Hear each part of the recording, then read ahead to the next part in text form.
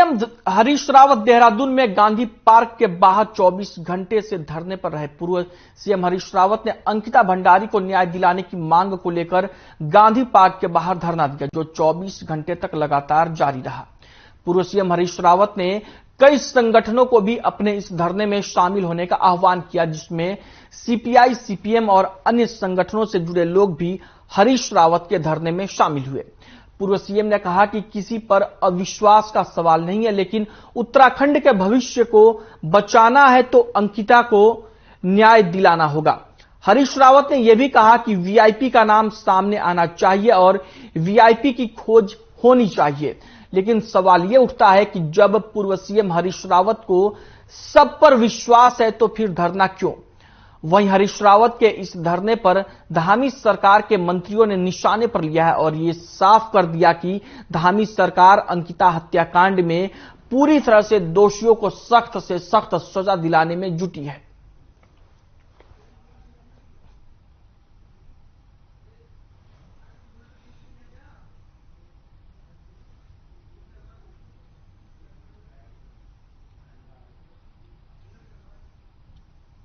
आ 2022 का चुनाव हो, चाहे उनके स्वयं के लड़ने का चुनाव हो, चाहे उन्होंने दलित मुख्यमंत्री बनाने का चुनाव हो, चाहे सत्ताधारी सरकार को जो है कितनी नौकरियां आपने दे दी हैं उसकी चेतावनी हो, या उनका गंगा में स्नान करना हो, उससे उनको जो कुछ भी उनकी आत्मा की आवाज बोलती हो, आपने उनको कहां टिकाऊ पाया है? आप यदि देखेंगे तो उनके धरना प्रदर्शन केवल और केवल मैं समझती हूं कि मीडिया में रहने का एक माध्यम है, इससे ज्यादा कुछ नहीं। हमारी सरकार ने कोई कमी अभी तक अंकिता भंडारी उसके परिवार को नहीं की है और आने वाला समय भी माननीय मुख्यमंत्री जी के नेतृत्व में, अपनी सरकार के नेतृत्व में, चाहे वो न्यायालय प्रक्रिया हो, चाहे वो पुलिस प्रक्रिया हो, चाहे कोई अन्य प्रक्रिया होगी, अंकिता भंडारी के साथ हम कंधे से कंधा और उसके परिवार के साथ हम कंधे से कंधा मिलाकर हम खड़े हैं। और जो लोग छोटे छोटे मामले करके इस कानूनी प्रक्रिया को उलझाने का काम कर रहे हैं, उसकी भी मैं घोर भर्त्सना करता हूं। मुख्यमंत्री पुष्कर सिंह धामी ने मंगलवार को मुख्यमंत्री कैंप कार्यालय से मसूरी विंटर कार्निवाल के अंतर्गत साइकिल रैली का शुभारंभ किया। मुख्यमंत्री ने कहा कि मसूरी विंटर कार्निवाल पर्यटन को बढ़ावा देने वाला उत्सव है। पर्यटकों को आकर्षित करने के लिए साइकिल रैली का आयोजन किया जा रहा है। इस साइकिल रैली देहरादून से मसूरी तक होगी और सीएम धामी ने कहा कि उत्तराखंड का नैसर्गिक सौंदर्य पर्यटकों को आकर्षित करता है। राज्य सरकार द्वारा पर्यटन को बढ़ावा देने के लिए निरंतर प्रयास किए जा रहे हैं। राज्य में सड़क, हवाई और रेल कनेक्टिविटी का तेजी से विस्तार हो रहा है।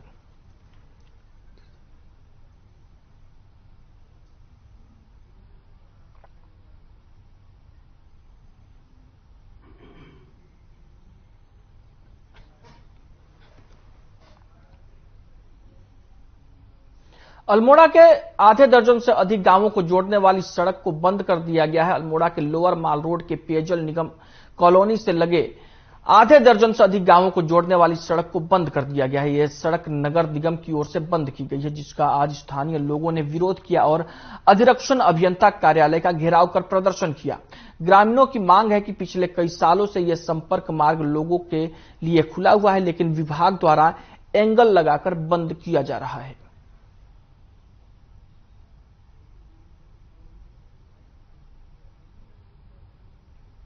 नहीं, एंगल डालने का पर्पस दूसरा था। एंगल डालने का पर्पस ये है कि हमारा जो मेन फ्रंट गेट है ऑफिस का, वहां पर कई बार इनक्रोच करके लोग बाइक्स खड़ी कर देते हैं। कई बार जो है गांव वाले अपने ट्रक या दूसरी जो है गाड़ियां खड़ी कर देते हैं। इससे खुद मुझे आने में दिक्कत हुई।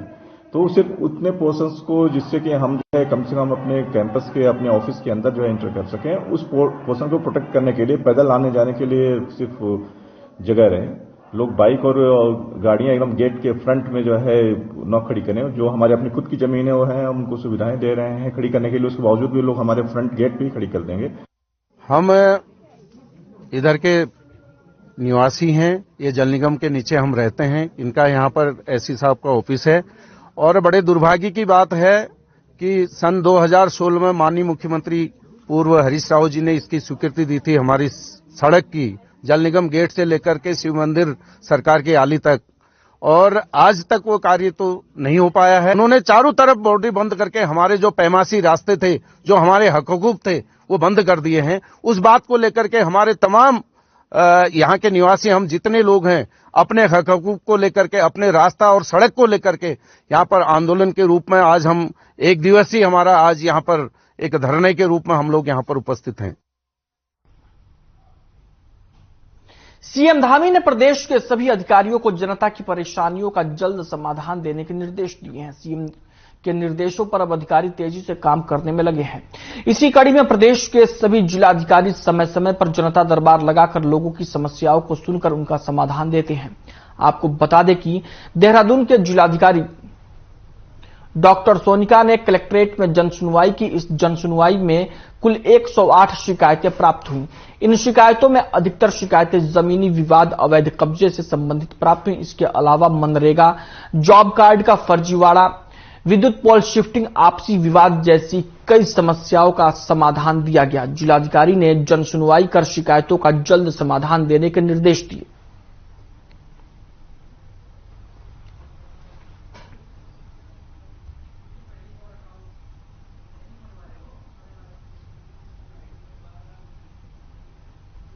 इसमें क्योंकि देख रहे हैं हम कि संख्या भी बढ़ती जा रही है, शिकायतकर्ता भी आ रहे हैं, तो कहीं ना कहीं लोग यहाँ पे आ रहे हैं तो कुछ निस्तारण उनका हो रहा होगा, इसीलिए काफी संख्या में यहाँ लोग आते हैं। लेकिन जो मेन इश्यूज जो आते हैं अभी तक, जितने भी मैंने जनता दरबार ली उनमें मेनली लैंड फ्रॉड्स के आते हैं, अतिक्रमण के आते हैं और अवैध निर्माण के आते हैं, जिन पे हम लोग कार्रवाई करने की कोशिश करते हैं तत्काल, और कुछ डिस्प्यूटेड होते हैं जिसमें समय लगता है। वहीं उत्तराखंड खेल महाकुंभ को लेकर खेल मंत्री रेखा आर्या ने प्रेस कॉन्फ्रेंस की। इस दौरान खेल मंत्री ने कहा कि कोरोना के बाद संकल्प लेकर 1 अक्टूबर से खेल महाकुंभ की न्याय पंचायत स्तर से शुरुआत की गई थी, जिसमें 8 साल से ज्यादा उम्र के बच्चे खेल महाकुंभ में शामिल हुए, जिसके बाद जिला स्तर की प्रतियोगिताएं सभी जिलों में अब पूरी हो चुकी हैं।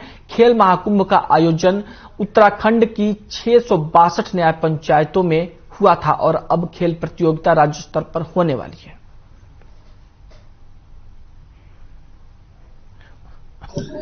राज्य स्तरीय खेल महाकुंभ का आयोजन 29 दिसंबर से हम लोग प्रारंभ करने जा रहे हैं, जिसमें माननीय मुख्यमंत्री जी के कर कमलों से यह शुभारंभ किया जाएगा।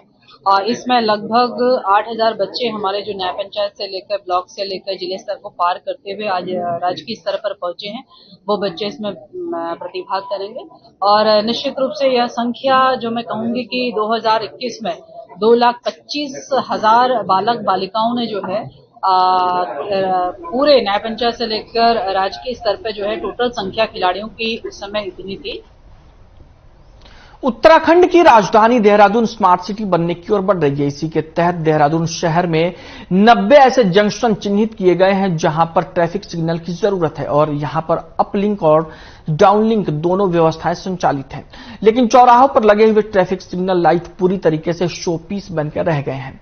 इसके विषय में बात करने पर एसपी ट्रैफिक देहरादून ने बताया कि दरअसल जो ट्रैफिक सिग्नल का काम है वो प्राइवेट है, जिसको हैदराबाद की कंपनी ने हायर किया हुआ है और उसने आउटसोर्स पर बेंगलुरु की कंपनी को ठेका दे रखा है। लेकिन इनके जो इंटरनेट की व्यवस्था है वो बीएसएनएल से जुड़ी हुई है और इसलिए ज्यादातर लाइटें सर्वर फेल होने की वजह से काम नहीं कर पाती हैं। ट्रैफिक कार्यालय से शासन और जिलाधिकारी को पत्र लिखकर जानकारी दे दी गई है। देहरादून के चौराहों पर जो सिग्नल लाइट है वो जल्दी ही सुचारू ढंग से काम करने लगेंगी।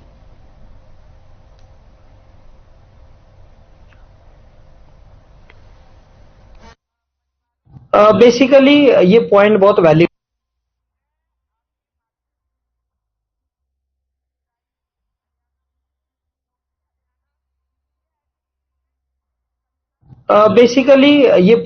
वैलिड है। देहरादून में लगभग 49 जंक्शंस पे रेड लाइट या ट्रैफिक सिग्नल लगे हुए हैं, उसमें से 10-12 बहुत रेगुलरली चलते हैं।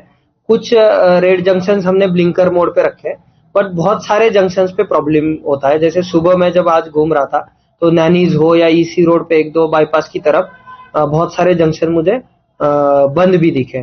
तो ये इसका संचालन मुख्यतः स्मार्ट सिटी द्वारा किया जाता है और हम रेगुलरली स्मार्ट सिटी में जो HP कंपनी द्वारा देखा जाता है उसको रेगुलरली रिक्वेस्ट करते रहते हैं।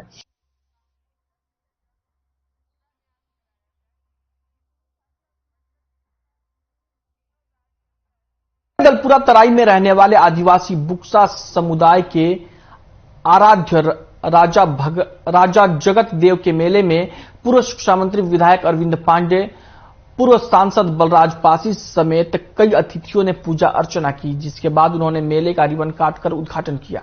इस दौरान तमाम वक्ताओं ने राजा जगत देव जी के पराक्रम के बारे में विस्तार से प्रकाश डाला और बताया कि राजा जगत देव बुक्सा समुदाय के सिरमौर हैं और आदिवासी जनजाति भक्तिभाव से राजा जगत देव की पूजा अर्चना करती है। मंदिर परिसर के आसपास विशाल मेला लगा है। भारी संख्या में उत्तराखंड और उत्तर प्रदेश में रहने वाले आदिवासी बुक्सा समुदाय के लोग मेले में पहुंच रहे हैं।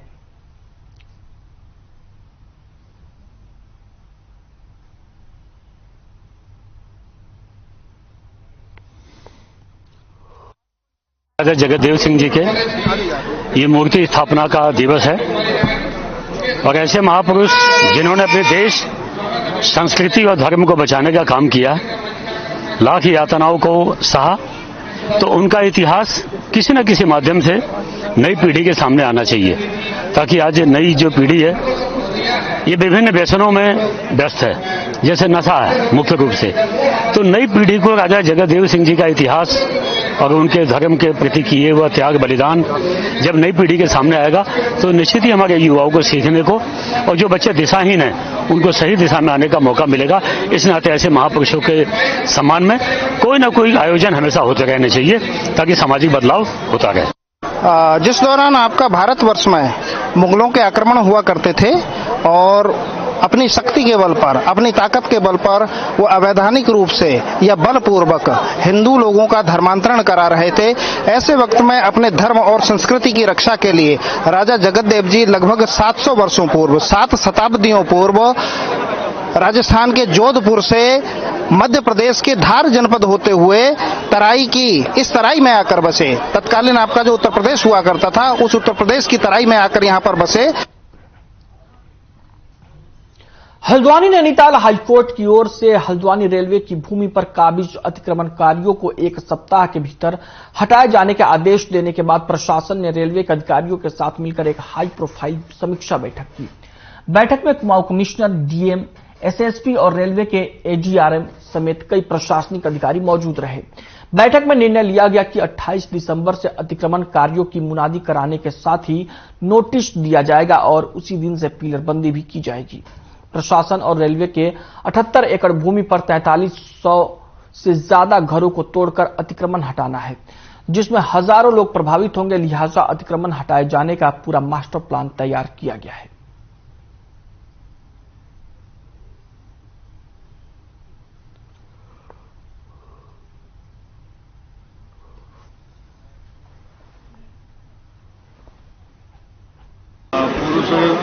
आपका जो तैयारी चल रही थी उसको ही आगे बढ़ाया जाएगा और इसमें आज की मीटिंग के बाद जो है वो कोर्ट की डिमांड हमारी पहले से भी जा चुकी है। ये टीम को ऊपर डाल दिया और शासन स्तर पे भारत सरकार के लिए इसमें आगे प्रक्रिया शुरू होगी और जो आपका हमारे लोकल कोर्ट है वो हमें है और डिमांड जब तय हो जाएगी उससे 2 दिन पहले कोर्ट जो है यहाँ पहुँच जाएगी और इसको जो है आपका सेक्टर और जिला में बांटा जा चुका है। सरकार के साथ जो है संयुक्त बैठक की गई और कमिश्नर, डीएम, पुलिस और अन्य पीडब्ल्यूडी के अधिकारियों के साथ समन्वय किया गया। माननीय उच्च न्यायालय का आदेश की पालना की जाएगी और इसी आदेश की पालना के लिए जो भी सहयोग राज्य सरकार से हमें चाहिए उसी की आज रूपरेखा तैयार की गई और उम्मीद है कि जल्दी निर्णय का पालन किया जाए। और देखिए इसमें ऑनरेबल हाईकोर्ट के भी बड़ा क्लियर कट आदेश आया है जिसका कंप्लायंस होना है, जिसमें कि जो रेलवेज की लैंड है उस पर जो भी एंक्रोचर्स हैं उसमें डायरेक्शंस रेलवेज को ये हैं कि इस पे आप अपना कब्जा प्राप्त करें और उसमें केवल कुछ कंडीशंस दिए कि 1 हफ्ते का नोटिस हो जाए, इसकी पब्लिकेशन हो जाए, उसकी मुनादी भी हो जाए, उसके बाद जो पर्याप्त फोर्स की मांग है स्टेट की ओर से भी, रेलवेज की ओर से भी उसको मांग लिया जाए और इस भूमि का कब्जा प्राप्त। मुख्यमंत्री पुष्कर सिंह धामी ने सोमवार को मसूरी विंटर लाइन कार्निवल 2022 का शुभारंभ किया। मुख्यमंत्री पुष्कर सिंह धामी ने विंटर लाइन कार्निवल में आयोजित सांस्कृतिक कार्यक्रमों का अवलोकन किया। उन्होंने स्थानीय कलाकारों की ओर से प्रस्तुत कार्यक्रमों की सराहना की और लोक कलाकारों का उत्साहवर्धन किया। मसूरी वासियों को कार्निवल के आयोजन की बधाई देते हुए मुख्यमंत्री पुष्कर सिंह धामी ने कहा कि देवभूमि उत्तराखंड का प्रत्येक क्षेत्र एक विशेष प्रकार की ऊर्जा लिए हुए है। नए वर्ष के आगमन के साथ मसूरी कार्निवल का आयोजन देश विदेश के पर्यटकों और विभिन्न राज्यों के आए लोक कलाकारों के लिए आकर्षण का केंद्र बन गया है। मुख्यमंत्री धामी ने कहा कि विश्व प्रसिद्ध मसूरी का यह विंटर कार्निवल पर्यटन और लोक संस्कृति का अनूठा संगम है। उन्होंने यह भी कहा कि मसूरी विंटर कार्निवल उत्तराखंड वासियों के लिए ही नहीं बल्कि उत्तराखंड आए सभी पर्यटकों के लिए भी विशेष आकर्षण का केंद्र है।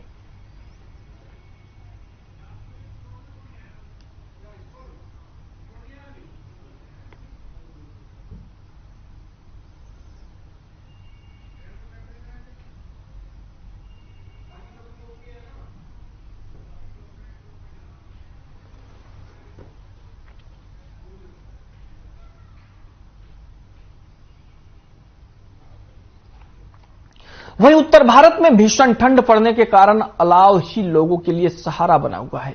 हरिद्वार के नगर कोतवाली पुलिस हर की पैड़ी पर अलाव जला रही है, जिससे कि यहां पहुंचने वाले श्रद्धालुओं को राहत दी जा सके। पुलिसकर्मी रोजाना शाम के वक्त अलाव जलाते हैं, जिसमें गंगा आरती के लिए पहुंचने वाले श्रद्धालु यहां आग के पास खड़े होकर सर्दी को दूर भगा रहे हैं। गंगा का किनारा होने के कारण यहां ठंड का असर बहुत ज्यादा होता है। यहां पहुंचकर आग से सेकने वाले श्रद्धालु भी पुलिस की इस मानवीय पहल की सराहना कर रहे हैं।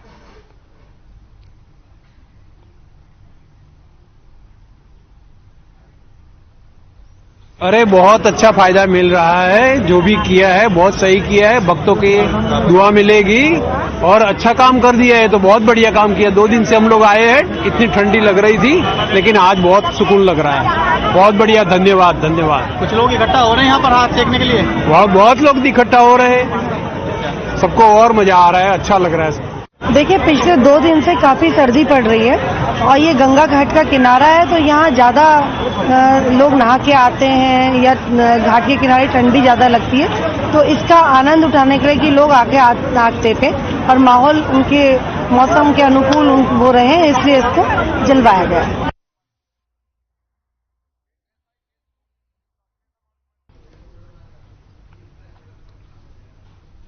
निरंजनी अखाड़े के आचार्य महामंडलेश्वर स्वामी कैलाशानंद गिरी की हत्या की साजिश सामने आने के बाद हरिद्वार पुलिस भी अलर्ट हो गई है। एसएसपी अजय सिंह ने अधीनस्थ पुलिस अधिकारियों और खुफिया तंत्र को अलर्ट कर दिया है। 1 जनवरी को दक्षिण काली मंदिर में होने वाले कार्यक्रम के लिए विशेष पुलिसकर्मियों को विशेष सावधानी बरतने के निर्देश दिए गए हैं।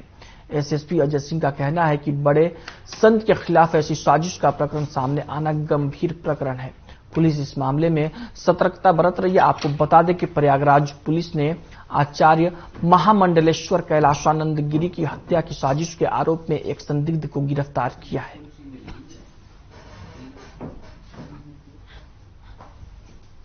प्रकरण संज्ञान में आया था और इसमें व्यक्तिगत रूप से फोन पर वार्तालाप भी हो गया था और इसमें एसपी सिटी को भी लगाया गया था कि मौके पर जाकर संबंधित, चूंकि एक गंभीर प्रकरण है, हमारे साधु संत है या कोई षड्यंत्र अगर हो रहा है उनके खिलाफ या कहीं से भी कोई ऐसा अंदेशा है तो उसमें टीम लगाई गई, पूरी जानकारी की जा रही है। चूंकि उत्तर प्रदेश से भी रिलेटेड मामला है तो वहां से भी संपर्क में है, तो इसमें गोपनीय रूप से भी हमने लोगों को लगाया हुआ है कि कहीं इसके पीछे कोई और बड़ा षड्यंत्र हो, तो इसमें समस्त कार्रवाई चल रही है।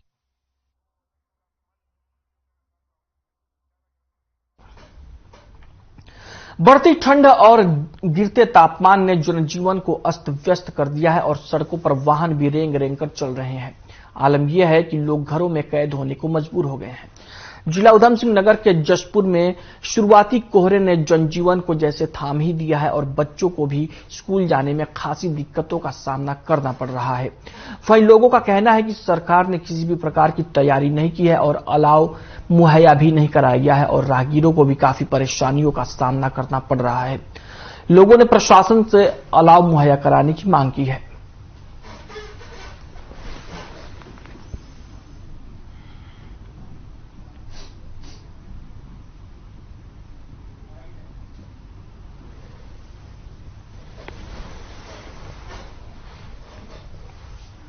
ये जो शीतलहर चल रही है, पहाड़ों पर बर्फबारी जो थी अब वो शीतलहर के रूप में यहाँ मैदानी इलाकों में आने लगी है और इससे जो है जनमानस पर प्रभाव पड़ा है।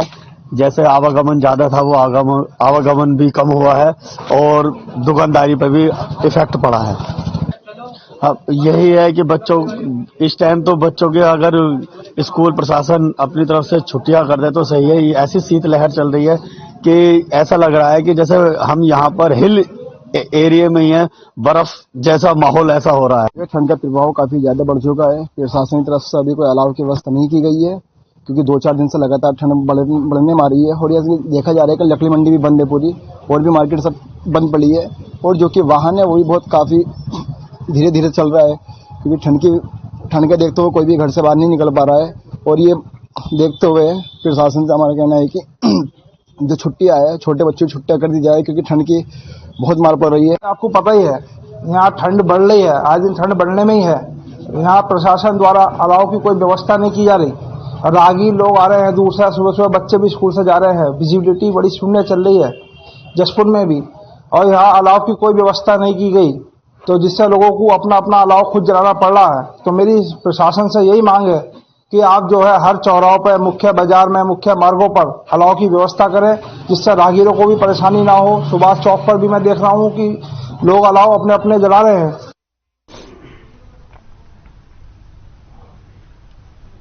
हरिद्वार के मुख्य विकास अधिकारी ने पंचायत चुनाव के बाद पहली बार मंगलौर के नारसन विकासखंड कार्यालय में ग्राम पंचायत सहित क्षेत्र पंचायत सदस्यों के साथ बैठक की, जिसमें गांवों के विकास के लिए केंद्र और राज्य सरकार की तमाम योजनाओं के बारे में जानकारी दी गई। साथ ही ग्राम प्रधान और क्षेत्र पंचायत सदस्यों के द्वारा ग्रामीण क्षेत्रों के विकास के लिए आ रही समस्याओं के बारे में भी अवगत कराया गया। वहीं इस मौके पर मुख्य विकास अधिकारी प्रतीक जैन ने बताया कि आज की बैठक का उद्देश्य ग्रामीण क्षेत्र के विकास के लिए सरकार की तमाम योजनाओं के बारे में जानकारी देकर गांवों का विकास करना है।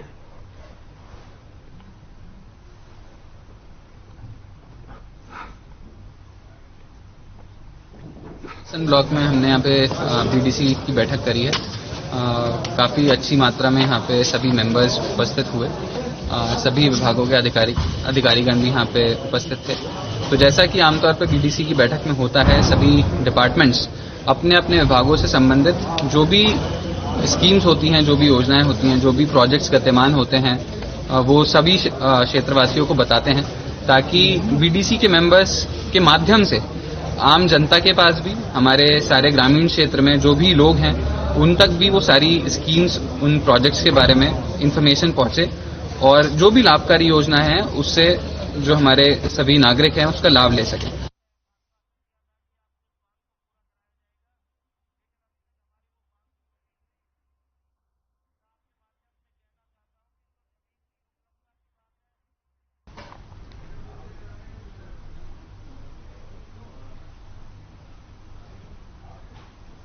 जहां एक और सरकार द्वारा बढ़ते प्रदूषण को नियंत्रित करने के लिए गाइडलाइन जारी की गई है, तो वहीं दूसरी ओर मंगलौर के लढौरा में प्रदूषण विभाग की नाक के नीचे ही कुछ ईंट भट्ठों पर ईंटों को पकाने के लिए रबड़ और प्लास्टिक का उपयोग किया जा रहा है और सरकार की गाइडलाइन की धज्जियां उड़ाई जा रही हैं।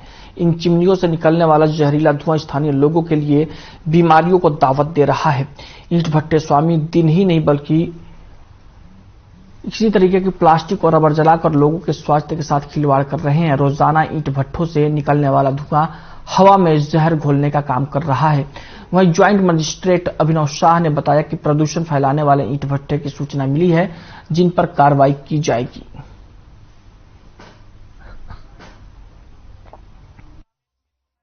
ठीक है, तो इसमें अभी मेरे संज्ञान में आई है खबर, तो इसमें हम जाके पोल्यूशन कंट्रोल बोर्ड को भी बता देंगे और हम भी खुद औचक निरीक्षण करके इसमें कार्रवाई करेंगे। पूर्व में भी हमारे द्वारा काफी इसमें हमने सीज करे थे ट्रैक्टर भी बीच में, तो आगे भी हम कार्रवाई करते रहते हैं और निरंतर करते रहते हैं। जब जब समय मिलता है तो इसमें आगे भी जारी रहेगी।